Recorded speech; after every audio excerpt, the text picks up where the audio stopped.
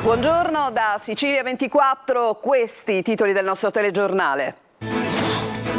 Fontanarossa nel caos dopo l'incendio di domenica sera. Dal vertice in prefettura di ieri l'indicazione sulla riapertura con 2 voli l'ora, ma il traffico aereo è ancora fermo. Il disagio dei viaggiatori in arrivo e in partenza che lamentano la scarsa assistenza delle compagnie aeree. Richiamo della Commissione regionale antimafia su un appalto antincendio da 10 milioni del consorzio Autostrade, invocate legalità e trasparenza.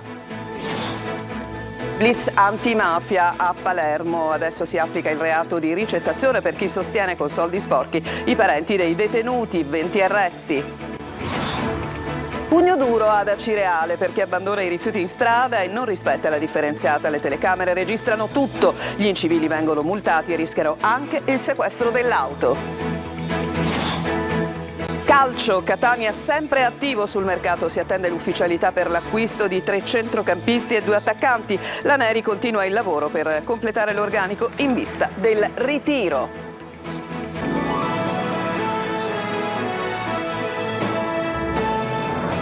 Ancora ben trovati dal nostro telegiornale, apriamo anche questa edizione occupandoci della situazione a Fontanarossa, all'aeroporto di Catania, toccato domenica notte da un vasto incendio che ne ha compromesso l'operatività. Ieri il vertice appunto sulla situazione dello scalo, il vertice si è svolto a Catania tra prefetto, ENAC, SAC, la società di gestione appunto dell'aeroporto. Era stato stabilito che il Terminal C dovesse riaprire con una operatività di 2 movimenti ogni ora. Noi per accertarci della situazione attuale ci colleghiamo proprio con Fontanarossa, dove c'è per noi Orazio Longo. Dunque questa operatività è sussistente in questo momento? Buongiorno Roberta, noi siamo davanti al Terminal C, l'operatività del terminal non è ancora attiva, insomma non è ancora sussistente, i 2 voli l'ora non sono mai ancora partiti e non sono per adesso in programma. Chiaramente c'è tutto un lavoro da realizzare per rendere operativo il Terminal C, lavori anche che riguardano ad esempio lo stesso collegamento internet. L'unico volo che è partito è il volo che andava a Casablanca, che doveva partire lunedì mattina alle 3 del mattino ed è partito questa mattina alle 3, ma è stata una notte difficile anche quella appena trascorsa qui a Fontanarossa. Ce l'ha raccontata un tassista che questa mattina alle 4 si trovava proprio qui a Fontanarossa. Mandiamo il primo contributo. Allora, ieri sera cosa è successo? Più che altro questa notte alle 4:30, quando sono arrivato qui, lo spiazzale davanti al Terminal C era stipato di persone che sostanzialmente, non sapendo se effettivamente dovevano partire o meno da qui, dall'aeroporto di Catania, erano venute per informarsi e di conseguenza poi si muovevano in base a quello che le informazioni che ricevevano, molte dei quali, non potendo partire da qua, cercavano una soluzione praticamente per raggiungere l'aeroporto di Palermo o di Comiso. Lei è andato a Comiso? Io sono andato a Comiso, erano le 4:30, sono tornato ora, durante la strada del ritorno ho incontrato già 3 colleghi che sostanzialmente stavano andando anche loro all'aeroporto di Comiso, dove ho trovato diverse persone, c'era abbastanza confusione di persone e si dovevano imbarcare. Quindi qua c'era tantissima confusione questa notte? Sì, esattamente, qua lo spiazzale era stipato, proprio pieno, zeppo di persone che non sapevano cosa dovevano fare, come dovevano fare, chiedevano informazioni per vedere se c'erano anche gli autobus per poter raggiungere insomma, la destinazione che gli serviva.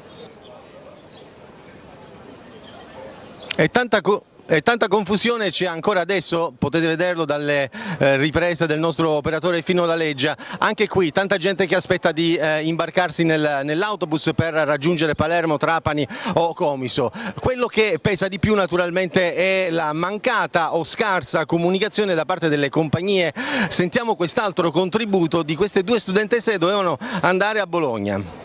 Allora, voi dove dovete andare? A Bologna. Bologna? Sì. Abbiamo un volo per le 9:40, non abbiamo avuto notizie fino ad adesso, sono le 7:45 e hanno appena cambiato, non è arrivata nessuna mail, non è arrivata nessuna comunicazione, semplicemente guardando l'applicazione è cambiata l'aeroporto di partenza. Che non è più Catania ma è Trapani e noi non sappiamo come arrivare a Trapani adesso perché sono le 7:45 e il volo sarebbe tra 2 ore. Voi dovreste fare l'imbarco fra? Pochissimo, alle 9:40, sì, quindi tra 2 ore. Alle 9:10 chiude. Sì, alle 9:10 chiude il gate. Sì.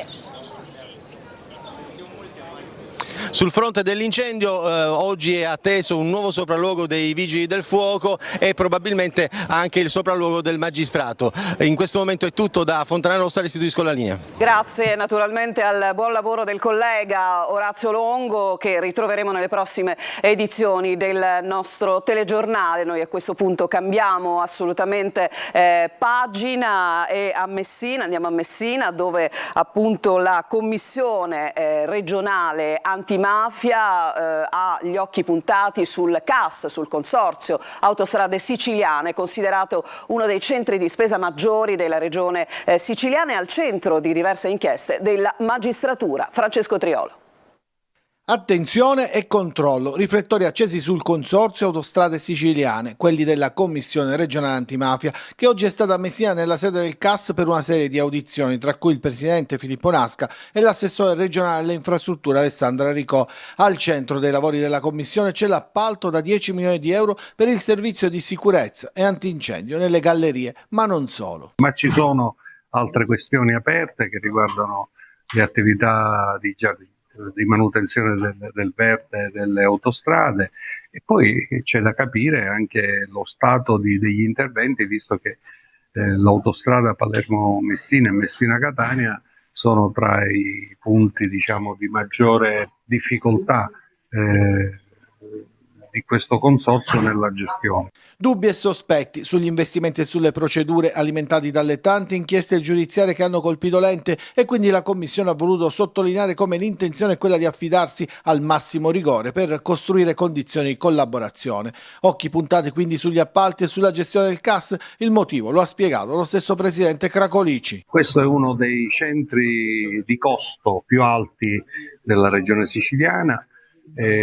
Ci sono una serie di investimenti, ci sono stati una serie di scandali, ci sono delle procedure con le quali si sono generati molti dubbi e molti sospetti, quindi siamo qui per manifestare non solo l'attenzione ma l'esercizio di una vigilanza permanente nei confronti di questa struttura. Noi vogliamo costruire le condizioni di una collaborazione, ma con il massimo rigore, perché le procedure di gara devono essere procedure di gara vere, non sistemi surrettizi per affidare a qualche amico. Quello che viene contestato, ad esempio, è il ricorso eccessivo alla manutenzione straordinaria con appalti esterni, quando invece si potrebbe intervenire prima e gradualmente con interventi ad opera di personale interno. E gli aiuti della mafia alle famiglie dei carcerati finiscono nel mirino degli investigatori. Per la prima volta scatta infatti il sequestro delle somme destinate ai parenti e dei parenti finiti in carcere. Sono due gli episodi nei quali viene contestata la ricettazione nel corso dell'operazione Vincolo contro il clan di Portanuova. Manlio Viola. Finiscono sotto sequestro i soldi destinati dalle famiglie mafiose palermitane al sostentamento dei parenti dei carcerati. Sono al momento soltanto due gli episodi nei quali è stato possibile accertare la provenienza illecita del denaro e fare scattare il sequestro per piccole cifre, pari a circa 1.700 euro in totale, ma l'operazione dei carabinieri contro i clan apre una nuova frontiera nella lotta a Cosa Nostra. Oltre al sequestro delle somme scatta infatti la denuncia per ricettazione per i destinatari degli aiuti della mafia alle famiglie dei carcerati. È solo uno degli aspetti dell'operazione Vincolo condotta dai carabinieri del comando provinciale di Palermo, che hanno eseguito 20 ordinanze di custodia cautelare, di cui 7 in carcere, 2 obblighi di dimora e 11 obblighi di presentazione alla polizia giudiziaria nei confronti di esponenti ritenuti appartenenti alla famiglia mafiosa di Portanuova e accusati di associazione per delinquere tipo mafioso, estorsione, associazione ordinaria finalizzata al traffico di stupefacenti, spaccio, ricettazione, favoreggiamento personale, porto abusivo d'armi, tutti reati aggravati sempre dal metodo e dalle modalità mafiose. Le indagini sono scaturite da un fermo per l'omicidio di Giuseppe Incontrera del 5 luglio dello scorso anno e dalle operazioni che sono seguite, 20 e 22, sempre di luglio dello scorso anno, ma anche come prosecuzione delle altre operazioni antimafia di dicembre 2022 e febbraio 2023 chiamate Centro e Centro 2. Estorsioni e droga erano gli affari del gruppo. Le indagini hanno consentito anche di ricostruire un'estorsione ai danni di un imprenditore nel settore delle scommesse sportive e delineare la struttura dell'associazione direttamente collegata al mandamento mafioso, responsabile, secondo le accuse, di un fiorente traffico di cocaina, eroina, hashish, marijuana e crack. Rischiano grosso ad Acireale, siamo nel catanese, le persone che non fanno la differenziata e che gettano i rifiuti in strada. Vengono infatti filmati e multati, c'è perfino il sequestro dell'auto. Sentiamo Adelaide Barbagallo. Sindaco, questo è uno degli ultimi video che lei ha ricevuto. Si vede una macchina con un cittadino che scarica in maniera del tutto abusiva la propria spazzatura in maniera veramente incivile. Pugno duro contro gli incivili. Alcuni nostri telespettatori ci hanno segnalato tramite il numero WhatsApp 342 7455 005 quanto avviene ad Acireale. Alcune telecamere mobili filmano chi non fa la differenziata e getta rifiuti in strada, sprezzante di ogni regola. Sono previste multe molto salate, oltre i 200 euro, e persino il sequestro dell'auto. Tutto avviene alla luce del sole. Ogni giorno arrivano agli agenti di polizia municipale e al sindaco, che ce le mostra, immagini di questo genere. Nella frazione di Aci Platani ci sono già dei sacchi in strada, sta per formarsi una mini discarica. Assistiamo al lancio del sacchetto da un'auto. Chi sta al volante rallenta e si sbarazza così della spazzatura. E qui vediamo invece scaricare perfino un forno a microonde e altro materiale. La scorsa settimana addirittura personalmente ho bloccato una persona che veniva da Riposto e che scaricava in via Volano, quindi vicino Capomolini, dei sacchi con del materiale edile proveniente appunto da Riposto. Ad Acireale, come in tanti altri comuni della Sicilia, c'è però anche un'altra piaga legata ai rifiuti, è quella dei tanti evasori, delle persone che non pagano la tassa. Un problema ben conosciuto dai sindaci e non tollerato dai cittadini onesti che chiedono a gran voce che vengano stanati i furbetti. E continuate a segnalarci ciò che non va secondo voi e che secondo voi merita denuncia. Scriveteci, inviate i vostri video al nostro telegiornale al numero 342 7455 005. Ditelo dunque al vostro TG, noi ci occuperemo delle vostre segnalazioni. Ci fermiamo, una pausa, torniamo tra poco.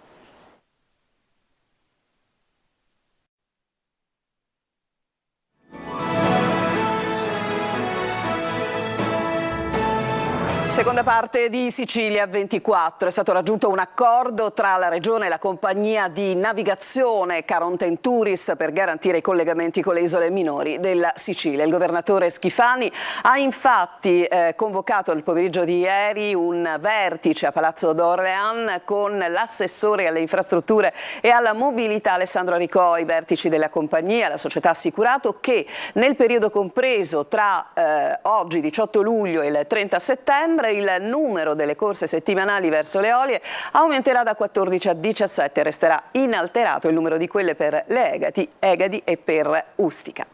Il ministro per la protezione civile Nello Musumeci è stato a Palermo ieri al cimitero dei Rotoli per un sopralluogo in quello che è stato il simbolo delle emergenze cimiteriali. Marco Gullà.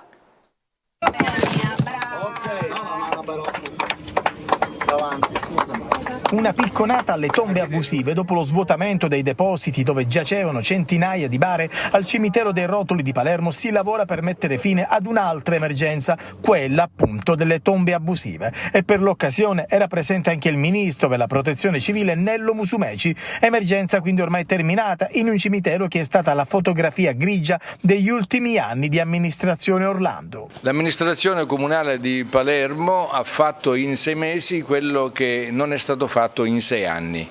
Il primo atto che ho compiuto da Ministro per la Protezione Civile è stato la messa a disposizione dell'amministrazione comunale, della gestione commissariale, una risorsa finanziaria di 2 milioni di euro e una scadenza di 1 anno. Credevo che 1 anno potesse essere sufficiente, mi sono sbagliato, in 6 mesi sono riusciti a fare davvero miracoli. Musumeci torna su quella che è stata un'emergenza indecorosa per la Sicilia e per Palermo. Davvero sono felice di avere potuto per la mia terra fare quello che era necessario fare e mi compiaccio, sono qui anche per questo, mi compiaccio con l'amministrazione comunale per questo sforzo in termini di efficienza in termini di organizzazione. Forniamo un'ulteriore affermazione della legalità procedendo all'inizio delle operazioni di abbattimento di 72 sepolture abusive che per decenni non sono state mai oggetto di una rimozione strutturale, ma anzi inopinatamente sono state anche utilizzate dalla stessa amministrazione in tornate successive per in qualche modo non ridurre il numero delle sepolture disponibili. Nelle prossime settimane, altro passo, verrà riattivato il forno crematorio. Ci fermiamo ancora, una breve pausa e poi torneremo per sapere qualcosa in più sul calciomercato che riguarda il Catania.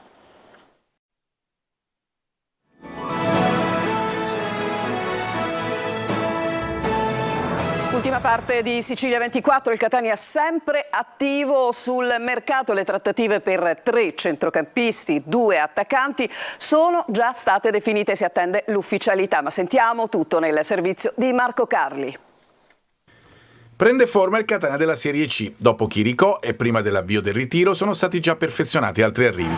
In un caso si tratta di un ritorno, quello di Marco Chiarella, grande finale di stagione l'anno scorso con 5 gol come quello bellissimo che vedete realizzato con la Vibonese, 3 assist. Il DS Laneri ha trovato l'accordo con il Pescara, il valore è doppio perché adesso il giovane è anche di proprietà del Catania. Poi c'è un trio a centrocampo. Di Michele Rocca si sa da tempo, classe 1996, ultima esperienza a Novara, 3 reti e 2 assist. L'obiettivo è costruire una squadra pronta ma che possa anche rappresentare la base per il futuro. Riccardo Ladinetti ad esempio è un classe 2000 che va a dare l'impronta al centrocampo. Sardo, scuola Cagliari, ottima stagione a Pontedera, un gol bellissimo che vediamo ma anche tanta sostanza. Roberto Zammarini, altro classe 1996 svincolato dal Pordenone, mediano e mezzala nell'ultima stagione praticamente sempre presente e una carriera che dal Mantova l'ha portato anche a Pisa. 3 innesti di valore per il centrocampo nel momento in cui Lodi ufficializza l'addio e oltre a Chiarella un altro giovane pronto per l'attacco nel 4-3-3 di Tabiani è Milos Bocic, serbo, classe 2000 lanciato dall'Udinese, buona prima metà di stagione scorsa a Frosinone in B e in arrivo dal Pescara. Anche il suo cartellino diventa totalmente di proprietà del Catania. La Neri continua a lavorare, gli obiettivi non mancano, in porta, in difesa con 2 centrali, Quaini e Tiritello, Cuomo e Salvatore Monaco, i nomi accostati al Catania, e in attacco dove deve arrivare il bomber e si punta anche ad un altro giovane che completi il reparto da affidare dal prossimo fine settimana a Tabiani e al suo staff. Il telegiornale è finito, prossima edizione di Sicilia 24 alle ore 14. Io vi ringrazio per l'attenzione, vi lascio adesso insieme a Michele Cucuzza, Angelo Gagliano per l'appuntamento con Buongiorno Sicilia.